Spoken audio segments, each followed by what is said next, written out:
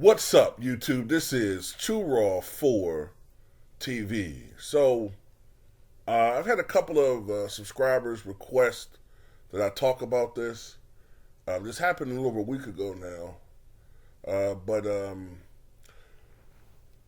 former NFL quarterback Robert Griffin III, who I believe was on Monday Night Football, he's an analyst now. Griffin used to play football primarily for the former Washington Redskins. Now, of course, to the Washington Commanders. I believe he played for some other teams before his career came to an end. But anyway, he received a lot of criticism, a lot of flack for a derogatory term that he used, a slur that is usually aimed at black people. Right? And I believe he was trying to go after people who have been very critical of Jalen Hurts, but because of the success of the Eagles and individually of Hurts this year, they've been really quiet. So this is what he had to say, and I'll put a link to this article in the pinned comment in the comment section below. He said, "Quote: People say that Jalen Hurts couldn't get it done. He could not break from the pocket. He's not the quarterback of the future. I think he proved all those jigaboos wrong." Right? And when I first heard him say it, I said to myself, I think he meant to say another term, right? I was thinking to myself, he probably meant to say something else. He probably meant to say something else, and that word popped out of his mouth, excuse me. And then I thought about it. I said, you know what? He probably meant to say jabronis or something, right? And he said on social media that he meant to say something like bugaboos, right? So that makes sense. Maybe he was thinking jabronis and bugaboos, and it popped out jigaboos. I mean, shit like that does happen from time to time. We're thinking one phrase or one term and something else comes out of our mouths because we're conflating terms and things like that, right? I just want to say this too, there's a lot of fake outrage out there too. There's a lot of fake outrage because,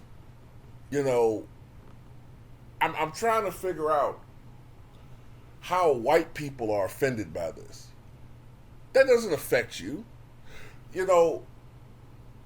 Why are you more offended than I am? Because I could tell from the way that he was talking and the way it came out that it was a mistake. He didn't even mean to use that phrase.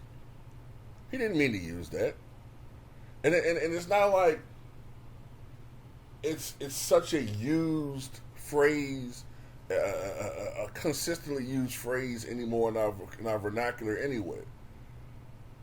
Some people don't even know what that term means. Younger people, they don't even know that what that word means. And I know because I've used phrases on this channel that are old school. And they're like, what does that mean? Oh, that's a derogatory term for a black person. I never heard that before. I know, because we don't use these terms anymore. Except for some of us old school motherfuckers who've heard it all from watching fucking television and old movies, where they didn't give a fuck. You just had all of the fucking slurs flying around in movies. We're less sensitive about shit.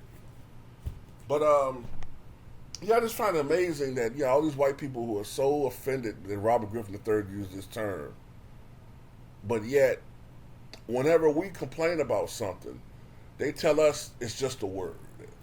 They tell us, oh, is this word going to kill you? Don't you call each other that? Well, is it in your fucking business? Stop worrying about what the hell we use. You don't use it, period. Stop worrying about what we say.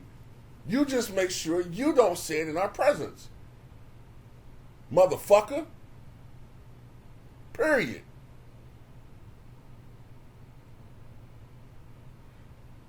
And then they talk about First Amendment and it's just a word, and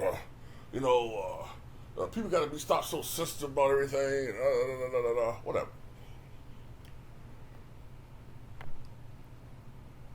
And we got to keep it a buck too about another thing. Like,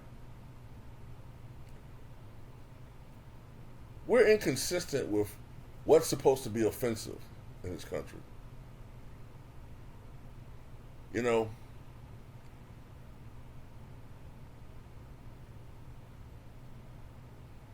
Brett Favre, now it's not a racial thing directly, but Brett Favre stole millions and millions of dollars along with his lackeys and cohorts. They stole tens of millions of dollars that are supposed to go to the poorest families in Mississippi. I don't understand how that wasn't like the Watergate of the NFL, or at least the Watergate of the sports world. How was that not a big story? You cannot fucking tell me that if that story had involved, say, somebody like LeBron James and, say, a Democratic governor and black officials and black figures, that shit wouldn't be talked about right now 24/7 on ESPN. I don't care who you are. I know it will be on TV every fucking day. You could play all of you could do all of the Nadia Comaneci. You could do all the Dominique Dawes mental gymnastics, argument tactics that you want to. I know that should be on TV to this day. It'll be like I said, it'll be the Watergate, Tanev Gate, or some shit like that. They make up a term for it. Court TV will be talking about it because you better believe they be trying to press charges on LeBron James. Let that shit happen. But nope, nobody cares. And most likely no criminal charges will be levied against Brett Favre. But Colin Kaepernick bends a knee and everybody fucking want to have a baby. Everybody talking about how he needs to apologize and show contrition and pay for his crime of stand up for his people. What the fuck, man? Man, y'all better get the fuck out of my face, man. I don't give a fuck what Robert Griffin III say on TV. Y'all better get out of my face.